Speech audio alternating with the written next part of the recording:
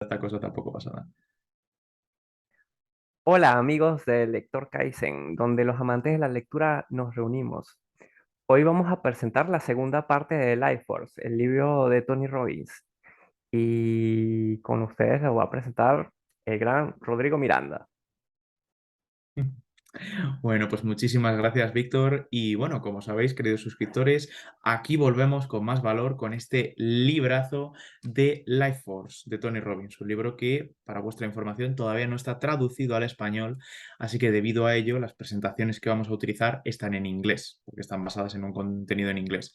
Ya más adelante, si las traduzco, dar por seguro que lo traeré al canal o trataré de difundirlo de alguna manera. Así que bueno, no nos entretengamos más y vamos a por ello. A ver, como bien sabéis, este libro se basa en principios de la medicina moderna y sobre todo en avances científicos que se están dando en este campo y en cómo estos pueden mejorar nuestras vidas en diferentes aspectos, sobre todo haciendo referencia a tecnologías que se están desarrollando actualmente que seguramente lleguen al mercado en los próximos 10 o incluso 20 años. Por lo cual, por medio de este libro, podemos tener una visión mucho más adelantada de cómo está el panorama médico o cómo puede llegar a estar en un futuro. Si lo recordáis, en el anterior vídeo lo dejamos en este capítulo, el capítulo 3, y en este pasaremos al capítulo 4, que se titula dándole la vuelta al tiempo o retrocediendo en el tiempo. ¿Y por qué? Pues básicamente porque este capítulo reflexiona sobre diferentes tecnologías que aspiran con la ambiciosa meta de atacar uno de los mayores males que tiene el ser humano, o una de los condicionantes que siempre han estado con el ser humano, tanto en medicina, en ciencia, en filosofía, en diferentes campos, como es el hecho de envejecer, ese pequeño camino que nos acerca cada día más a la muerte. Este capítulo comienza introduciendo al mentor David Sinclair, el cual es un científico que por medio de diferentes hábitos, suplementos y metodologías que comentaremos a continuación, ha conseguido recortar su edad biológica en 20 años. Lo comentaremos más adelante, pero básicamente, para que os hagáis una idea, los seres humanos tenemos dos edades. Una edad cronológica, que es la que marca el tiempo que llevamos vivos, y una edad biológica, que se mide por medio de un componente de nuestro cuerpo, una estructura denominada el epigenoma. Y esto es una medida mucho más certera de la edad que tiene nuestro cuerpo. Pues bien, este hombre, por medio de diferentes pruebas, ha podido comprobar que su cuerpo tiene 20 años menos, por así decirlo, que la edad que tiene cronológicamente. Todo este capítulo se basa en una teoría científica denominada la teoría de la información eh, de la edad. Básicamente, esta teoría ilustra el hecho de envejecer como una enfermedad crónica que no tiene por qué estar en nuestros genes. Esta enfermedad, llamada envejecer, puede ser el resultado de una mala gestión de nuestra información genética. Es decir, que los mecanismos que se encargan de regular nuestros genes, de activarlos, de silenciarlos o de hacer de que se manifiesten ciertas características fisiológicas en nuestro cuerpo por medio de la activación y silenciación de genes, pues que esos mecanismos fallen y que por ello den lugar a imperfecciones que nos hagan envejecer.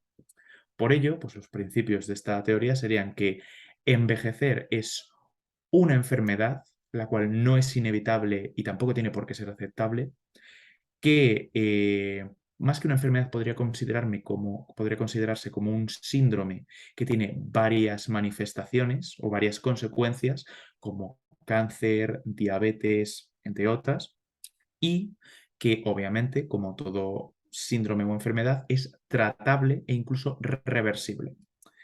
Ya para adelantar, decir que esta teoría es una teoría bastante emergente y que no hay un consenso en toda la comunidad científica sobre su veracidad. Pero aún así, pues bueno, por medio de lo que veremos en este capítulo, le veréis el sentido. Algunos hábitos que han ayudado a Sinclair a adquirir esta reducción en su edad biológica que se citan en el libro son los siguientes. comer de manera inteligente o comer por lo menos de manera diferente a lo que la mayoría de personas solemos comer, que es limitar su ingesta calórica a una sola comida diaria e implementar otros hábitos como por ejemplo evitar los azúcares a toda costa. Y limitar, por ejemplo, la ingesta de carne roja.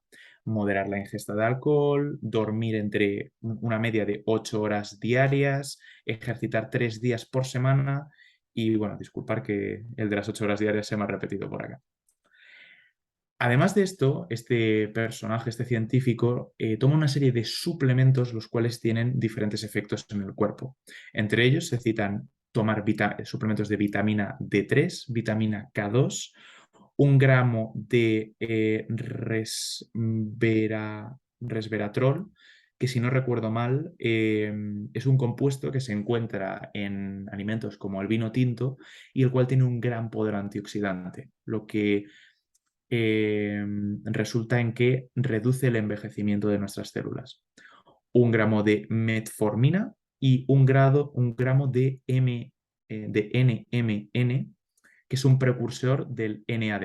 El NAD+ es una molécula que se utiliza en la respiración celular, o bueno, más bien que es el resultado de la respiración celular y es la sustancia que da energía a nuestras células. Yo agregaría que aquí, por ejemplo, lo de un alimento, ingerir una vez al día un alimento, eso hace que el cuerpo comience después de 23 horas de no tener alimentación, el cuerpo empieza a producir células madre. Y eso también, eso ayuda a ralentar el envejecimiento del cuerpo. Sí. Buen Porque dato, buen dato. las Sí que células es verdad madres, que sí, se citan bastante en el libro las células madres, sí, Víctor. sí, sí. Bueno, continuamos. Em, un pequeño marco mental que nos comenta Tony Robbins en este libro es que es el siguiente: la calidad de nuestra vida es igual a la calidad de nuestras emociones. Este es un antiguo mantra de Tony Robbins que si le conocéis, pues veréis que lleva usando desde hace tiempo, pero ahora lo ha actualizado. Y es que no solo es igual a la calidad de nuestras emociones, sino a la calidad de la vida de nuestras células.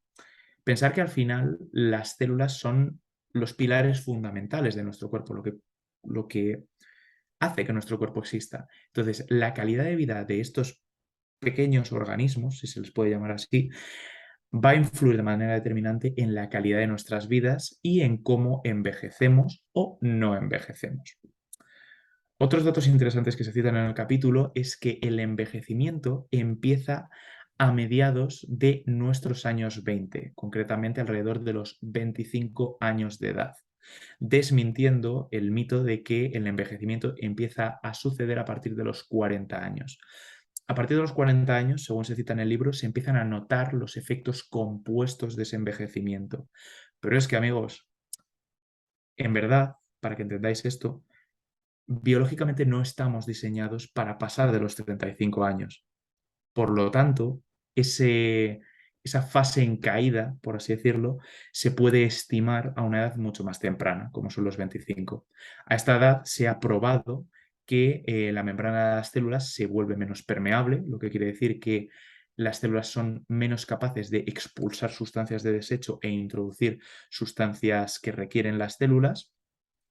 La división celular se reduce, o sea, la tasa de división celular tarda más en reproducirse las células y algunos órganos empiezan a perder funcionalidad. Todos estos efectos compuestos son los que generan el comienzo del envejecimiento. También muchos estudios apuntan a que lo que sería el código de Da Vinci o el santo grial donde pueda residir en lo referente a nuestra vida, a nuestra vitalidad, a nuestra decadencia en la salud e incluso a la muerte, podría estar en las mitocondrias, que como sabéis son los organismos que generan el ATP. Pero esto, reconectando con lo que había dicho antes, el N además no es la sustancia que da energía al cuerpo. El N además se utiliza para generar ATP y el ATP, adenosil trifosfato, sí que es la sustancia que nuestro cuerpo utiliza, que nuestras células utilizan para obtener energía. Es, por así decirlo, la gasolina primaria de nuestro cuerpo.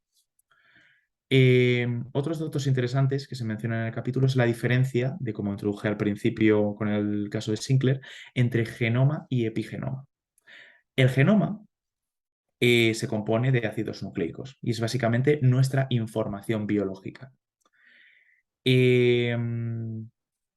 Para que esta información se materialice, se exprese, se tienen que sintetizar proteínas que se sintetizan basándose en esos ácidos nucleicos, en ese ADN. ¿Esto qué quiere decir? Que independientemente de nuestra genética, por medio de la expresión o no expresión de ciertas proteínas, se pueden dar lugar a, por ejemplo, trastornos genéticos que podamos tener y condiciones genéticas favorables o desfavorables que podamos tener archivado en nuestro genoma. Esto, como consecuencia, produce que se estima que únicamente el 20% de lo referente a nuestra salud, sobre todo cuando envejecemos, está condicionado por el genoma. Entonces, si solo el 20% está condicionado por el genoma, ¿por qué está condicionado el otro 80%? Pues ahí es donde entra el epigenoma. ¿Qué es el epigenoma? El epigenoma es una serie de proteínas y de compuestos químicos que regulan esa expresión de los genes, esa, por así decirlo, transformación del ADN en proteínas, esa sintetización de proteínas. Esto es lo que genera nuestro health span y lifespan, que traducidos al castellano serían la extensión de nuestra vida, cuánto podemos llegar a vivir, y la calidad de nuestra vida, de qué manera envejecemos. Y esto da lugar a la generación de un concepto que se llama el reloj épico. El reloj epigenético es lo que mide nuestra edad biológica. Básicamente, para que lo entendáis, hay un proceso que se da lugar en el ADN que es la metilación del genoma. Cuando a los ácidos nucleicos o diferentes partes del ADN se le unen grupos metil. Al menos eso es para que lo entendáis de manera muy resumida. La velocidad a la que se produce este suceso, la metilación del genoma, es lo que se ha relacionado con el envejecimiento. Para que lo entendáis, se podría decir que cuanto mayor es la metilación de nuestro genoma, cuanto más se ha metilado nuestro genoma, más viejos somos biológicamente. ¿Y esto en qué se traduce? En que podemos medir nuestra edad biológica midiendo la metilación de nuestro genoma. Y hoy en día existen test y compañías que proporcionan este servicio. Por ejemplo, David Sinclair ha creado una que se especializa en medir esto mismo. Por último, como dato interesante de este capítulo, deberíamos mencionar las sirtoínas, creo que es la traducción al castellano. ¿Qué son las sirtoínas? Son unos agentes químicos, unas proteínas que se encargan de regular el genoma. Concretamente desempeñan dos acciones principales. Gobernar el epigenoma, es decir, que son las que dictaminan qué hace el epigenoma, qué regula, qué no, qué expresa, qué no. Y, por otro lado, reparar el ADN. ¿Qué sucede? Que a lo largo de nuestra vida, por medio de, sobre todo, estímulos ambientales, nuestro ADN se ve dañado por radiaciones solares, agentes químicos, etcétera, etcétera, etcétera. Estos fallos en el genoma deben ser reparados y ahí es donde entran las sirtoínas. Por lo que las sirtoínas, por un lado, regulan la expresión de los genes y por otro lado, reparan los genes cuando están dañados. ¿Esto en qué se traduce? Pues bien, en que a largo plazo, conforme nuestra vida avanza, estos fallos en el genoma, estos daños, se van acumulando y cada vez se producen con mayor frecuencia. Esto produce que las sirtoínas cada vez estén más pendientes de reparar el genoma y menos de regular el epigenoma, lo cual produce que se expresen los genes de manera incorrecta. Esto se relaciona con lo que comentamos al principio de la teoría de la información de la edad, que observaba la edad como una mala expresión de nuestros genes, una mala regulación de nuestros genes. Básicamente uno de los pilares fundamentales de esta teoría es esto mismo, que conforme envejecemos se daña cada vez más nuestro ADN y por tanto, porque requiere tanta atención este otro pilar, la regulación se produce de manera errónea y eso hace que se expresen facetas en nuestro fenotipo o en nuestro cuerpo que se asocian con el envejecimiento, como sería cáncer o otra serie de enfermedades y trastornos. Un dato bastante importante relacionado con las sirtuinas es que las sirtuinas requieren NAD+ para funcionar de manera correcta. Y otro dato interesante es que a mediados de nuestra vida, alrededor de los años 40, 50, la reducción de la producción, perdón, de NAD+ que realiza nuestro cuerpo se reduce a la mitad. ¿Esto qué quiere decir? Que, y conectando con los hábitos de Sinclair, si somos capaces de aumentar la producción de NAD+ en nuestro cuerpo, es posible que nuestras sirtuinas, a pesar de los daños acumulados en nuestro ADN, sean capaces de regular correctamente el epigenoma. Y esto se traduce en que de esta manera, incrementando nuestra producción de NAD+, se puede reducir o retardar facetas del envejecimiento. Es por ello que, por ejemplo, como comentamos anteriormente, David Sinclair toma un gramo de NMN, que es un precursor del NAD+, diariamente. Y esto, junto con el resto de sus hábitos, son algunos de los factores que han contribuido a reducir tanto su edad biológica. Como veis, este capítulo toca temas muy dispares, pero que se relacionan bastante entre sí. Pero a lo sumo nos dan una visión de que si bien ahora se están dando avances que apuntan a que en un futuro puede que seamos capaces de retardar el envejecimiento de una manera bastante considerable, es posible que en el futuro incluso el envejecimiento se vea, como comentamos al principio, como una enfermedad tratable, como un síndrome tratable y no como un hecho que tengamos que aceptar por el mero hecho de ser humanos y estar vivos. ¿Algún comentario, Víctor? Y hay tres tecnologías que yo pienso que van a influir muchísimo en esto, ¿no? Una es la microrobótica, que próximamente vamos a poder tener robots que sean del tamaño de células y eso va a permitir que podamos ir a modificar, a lo mejor ir directamente a atacar cierto tipo de bacterias en nuestro organismo y eso va a ayudar muchísimo a medida que iremos creando robots más pequeños. Vamos a poder ir a hacer tratamientos que en este momento no podríamos hacer. Otra tecnología que pienso, bueno, hablo de las tecnologías porque es mi parte, también es la ingeniería genética, que nos va a permitir, ¿no? Modificar nuestros genes para que a través de seleccionar los genes que son más resistentes o los genes este, que son mejores, podemos también retrasar la parte del envejecimiento celular. Entonces, ya desde el inicio usando la ingeniería genética. Y por último, otra cosa que también yo pienso que puede ser súper potente es el uso de la inteligencia artificial para, para detectar, por ejemplo, patrones en nuestro organismo que se van anómalos.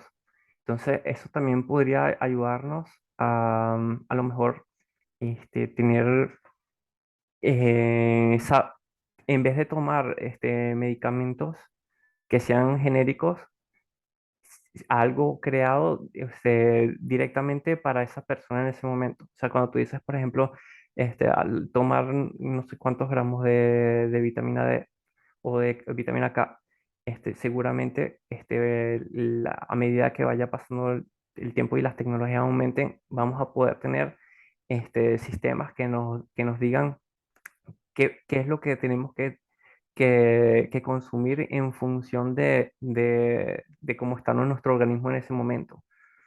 Sí, es súper interesante. Creo Mm, que todas estas cosas van a influir muchísimo en lo que es el envejecimiento de las personas. justo, justo. Bueno, pues ahora continuamos con el capítulo 5 que se denomina El milagro de la regeneración de los órganos. Este capítulo habla de los avances que se están dando en este campo, en el campo de la regeneración de órganos destinados principalmente a trasplantes. El capítulo comienza hablando de diferentes datos, como pueden ser el número de trasplantes de pulmonares, de pulmón, que se realizan en Estados Unidos. Según los datos, hay una gran demanda, pero hay un supply muy bajo, hay una oferta muy reducida. Por ejemplo, como dato, en 2019 únicamente se realizaron 2.714 trasplantes en Estados Unidos, lo cual, pasado a porcentaje, se traduce en que únicamente el 1% de los trasplantes que fueron solicitados se pudieron realizar debido a la disponibilidad de órganos.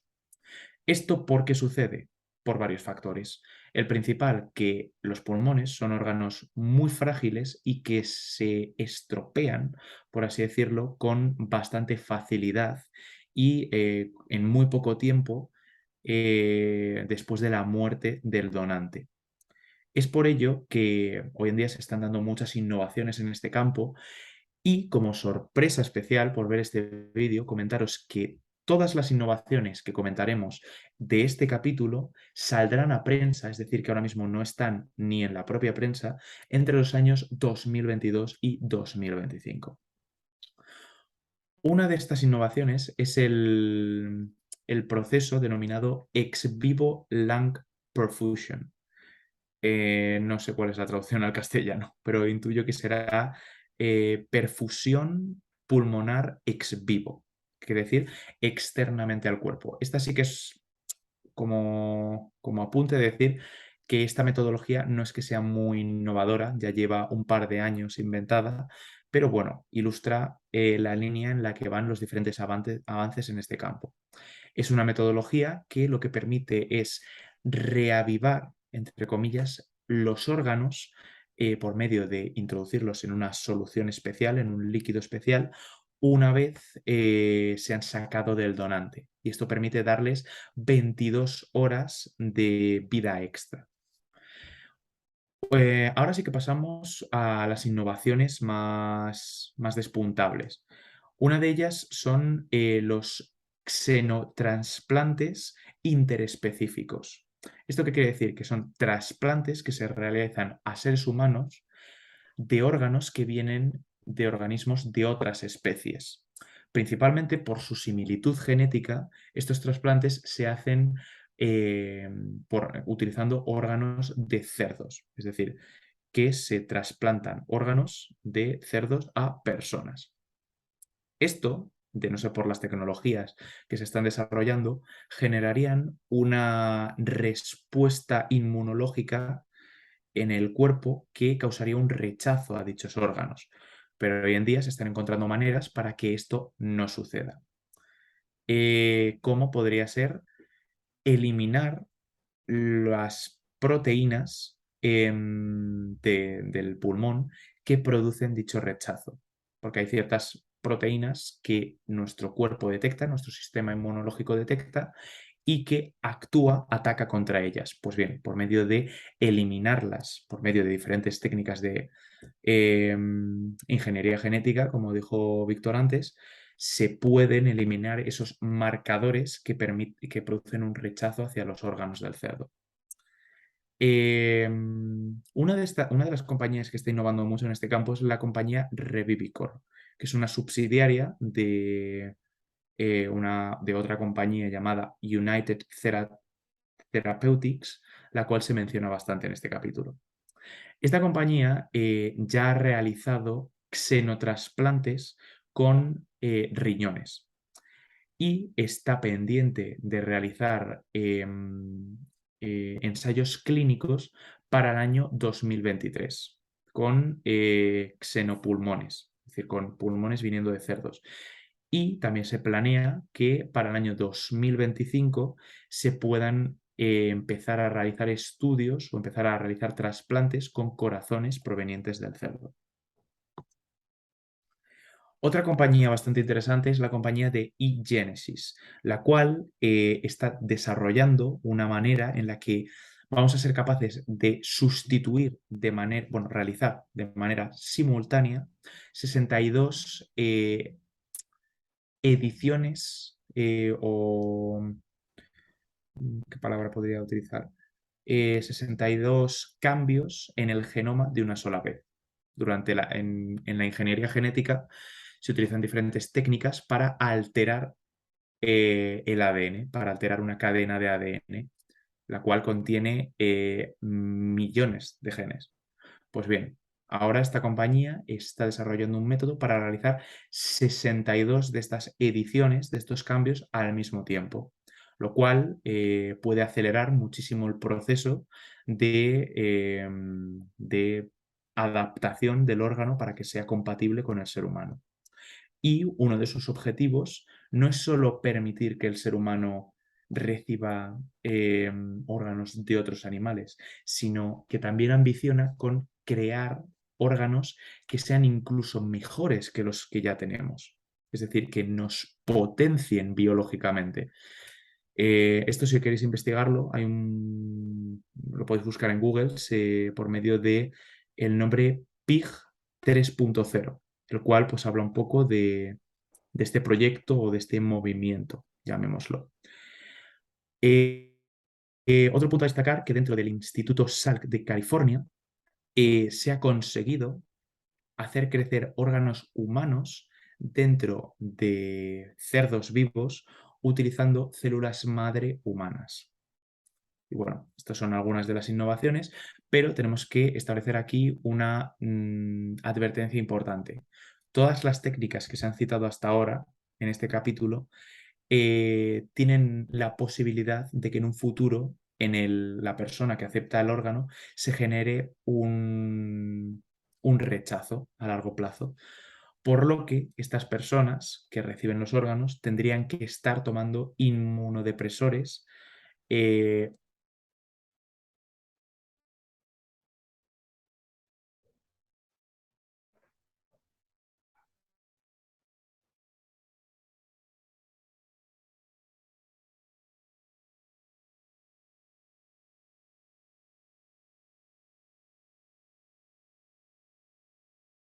tomar órganos directamente del cerdo, como puede ser un pulmón, extraer las células vivas por medio de diferentes procesos químicos realizados en el laboratorio, dejando únicamente una estructura de colágeno no reactivo y sustrayendo todas las células vivas del pulmón del cerdo.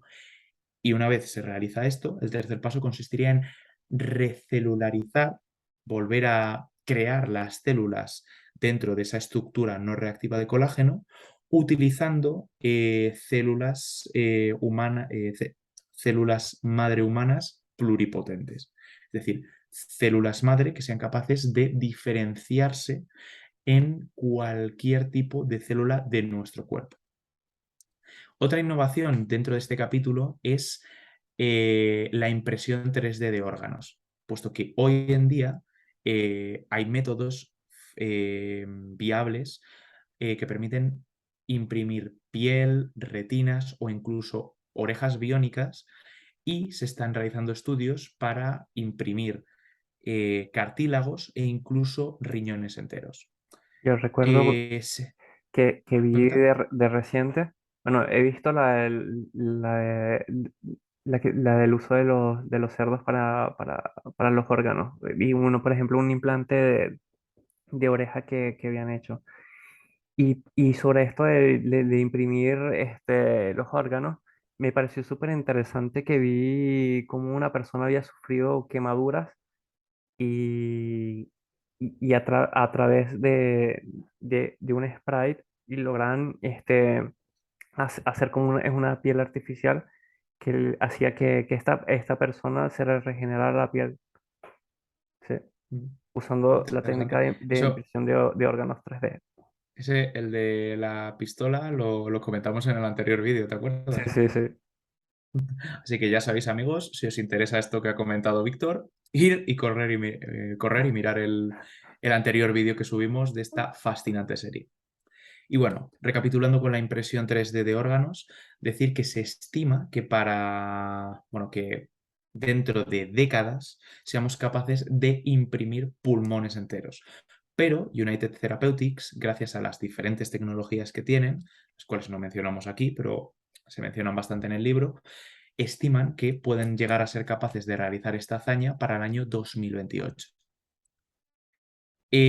Otra revolución dentro de este campo es el uso de nódulos linfáticos para generar microórganos. Una empresa bastante pionera en este campo es la empresa de Ligenesis.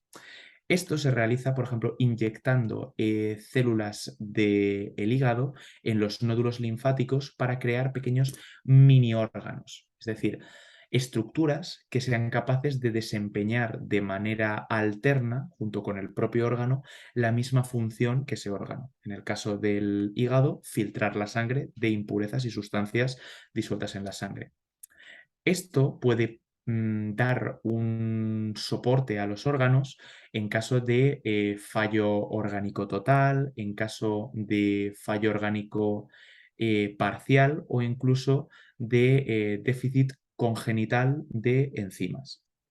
Hoy en día se están realizando ensayos clínicos en fase 2 y en el futuro se están explorando otras posibilidades para crear mini páncreas y mini riñones.